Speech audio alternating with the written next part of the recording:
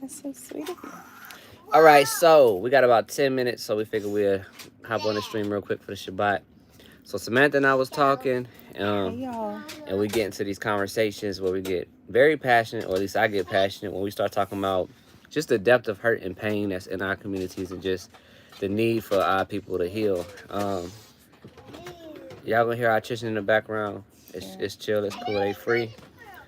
But I don't know. We started having a conversation. We started talking, and Samantha loved to pull out the camera, so she was just like, I do not want to pull up the camera. "Well, she loves to just say, hey, I think we I should suggested we go live. and get this on here." Um, So, so yeah, yeah, we were just essentially talking about the need of what's wrong? Nate, stop playing. Why do you do that?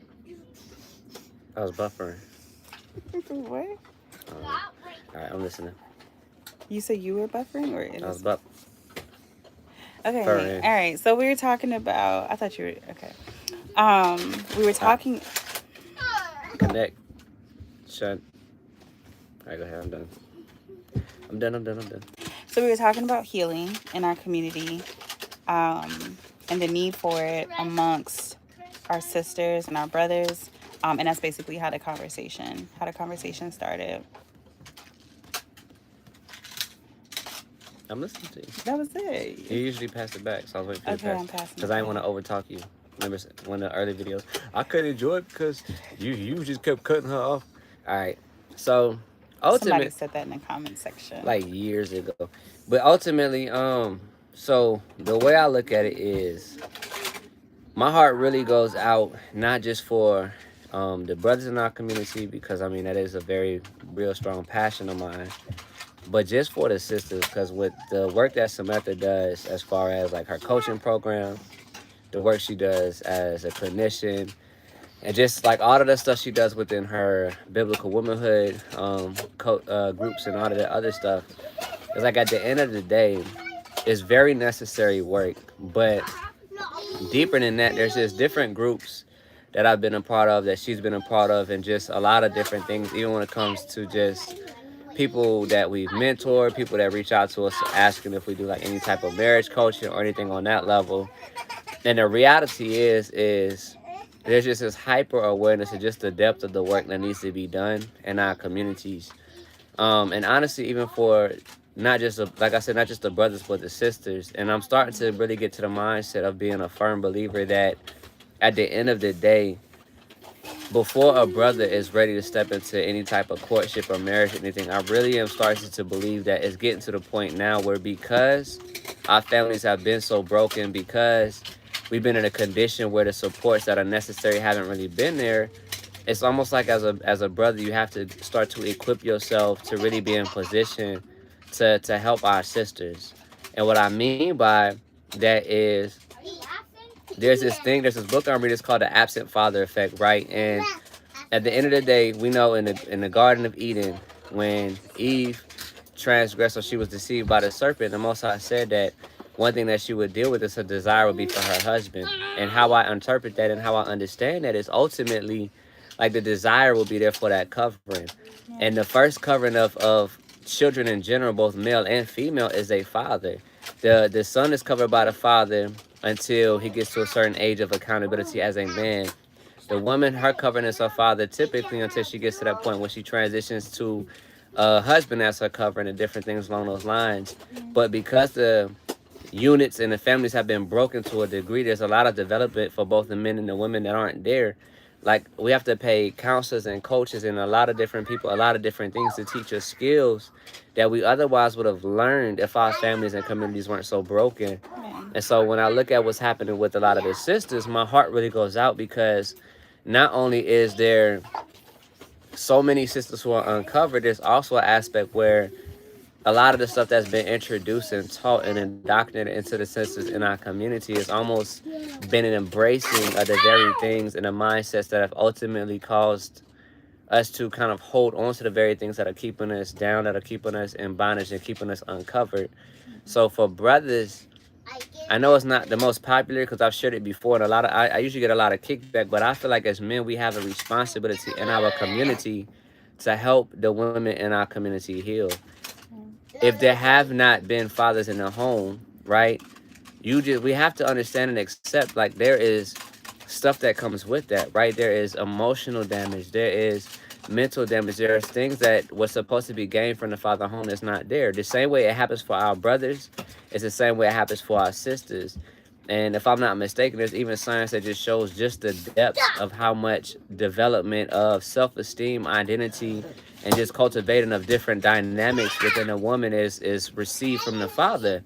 So if the father's not there, she's going through life constantly seeking that, Yeah. right? And the downside is we have brothers that have been indoctrinated by the enemy to take advantage of sisters that are seeking to be provided for, to be covered for and cared for. And it creates this cycle of pain and disruption, when the reality is we're not supposed to be the source of pain for our sisters. We're supposed to be a source of healing. We're supposed to be a source of protection and provision. And we're supposed to be a source of covering, right? So at the end of the day, my heart really goes out because there's just a lot of work that needs to be done. And the first thing is just understanding, what does that look like? Understanding what type of support does that look like? And it, even as a man in the community, like really gaining those skills, really putting ourselves in position where we are healed and we are restored. So as we come into this aspect, as far as when we come into this aspect where we are communicating, when it comes to this aspect where we are emotionally mature, when it comes to this aspect where we are patient, like all of the fruits and the gifts of the spirit are present in us as men. So that way when we do step into marriage, when we do have our own daughters, we are in a proper place where we can help provide that support, because we may not be responsible for the hurt or the pain that they've experienced. However, the same way that men have hurt and offended the sisters in our communities, the presence of a healthy, whole, and restored man can be a source of healing, can be a source of provision. If her trust has been broken by a man, it's going to take a man being in a position to prove her that men are trustworthy again. If it's been a situation where there has been no cover, no protection, no leadership, no guidance, then it allows us the opportunity to step up and to provide that, so that restoration and that healing can be there. And that's a big call. A lot of men don't want to deal with that, and we want to find the sisters that are restored. We want to find the sisters that are healed and whole. The downside is, though, it's not that easy, and the reality is because statistically we have so many single parent homes, because statistically we have situations where a lot of the stuff we desire to see is not there. There's just a level of accountability and acceptance we have to receive that the older generations understood and fully accepted. They accepted that there was stuff that had been done that had damaged us, but they were willing to endure that to facilitate what was necessary to not, even if they couldn't fix it within their generation, to cultivate and raise children that came behind them that weren't subjected to the same things. And I think it's just an aspect where a lot of people are not willing to do that. And it's unfortunate, because if we're not willing to accept that mandate, if we're not willing to accept that call and put ourselves back in position to support our sisters, then we're kind of missing the point. And we missing the point. And it's not just for sisters, but it's like at the same time, like we should be covering one another as brothers as well. Right. At the end of the day, though, what I'm seeing happening is just nobody wants to be responsible for anybody. Everyone wants to just be responsible for themselves. But the scriptures tell us that man is not independent of woman, and woman is not independent of man. We're supposed to be interdependent. That's the purpose of a community, right? Self-sufficiency through interdependence. So at the end of the day, I don't know, like my heart really goes out for the sisters in our community, just because I can see how much stuff has been done and how much stuff has been cultivated, and just it's really to the point where as men, we really got to get in position to help our sisters heal, regardless of how unpopular it is, regardless of what that might look like. At the end of the day, like, women aren't playing games. Like, you have some that might be, but at the end of the day, it's not so much games. It's just tools of survival and self-protection, and things that they've done to try to weed out certain individuals who mean them no good.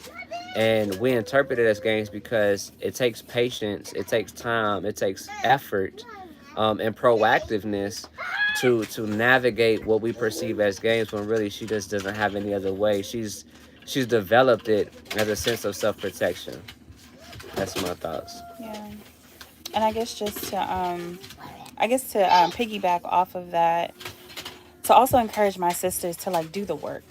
I think Yeah. that's the part too, right? Like I think there is like a shared, excuse our children, y'all. They are like, it's okay. They're children, but like we have to also be willing to do the work. And I think like even right now, this whole trend of like men versus women, women versus men, you're the problem, you're the problem, you're the problem. At the end of the day, We are the problem. all of us are the problem. We all got stuff. We all got baggage. We all have mess that we oftentimes are coming into relationships with because we didn't have a proper example growing up. And a lot of us, like even for us, we learned by trial and error. Like we learned by figuring it out because we did not have a good example set before us. So the reality is a lot, like all of us are the problem. All of us are coming in with problems. And I think the solution is like finding a way for us to dwell with one another, right? Where everybody is doing the work. Men are doing the work, women are doing the work. And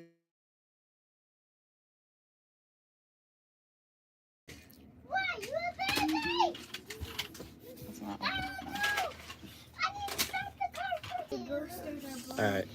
sorry, y'all. But the time isn't going, so I don't know. There it is. Okay, sorry y'all. We had a call come through, so hopefully. But anyways, the point of what I'm trying to say is that like at the end of the day, we need to get to the point where we all dwell with understanding with one another. And we are as sisters willing to do the work. Like there is an appreciation that I have for my husband with the patience that he has had with me over the years as I've been on my healing journey. But breakthrough really came like when I got to the point where I was willing to be honest with myself about my mess, right?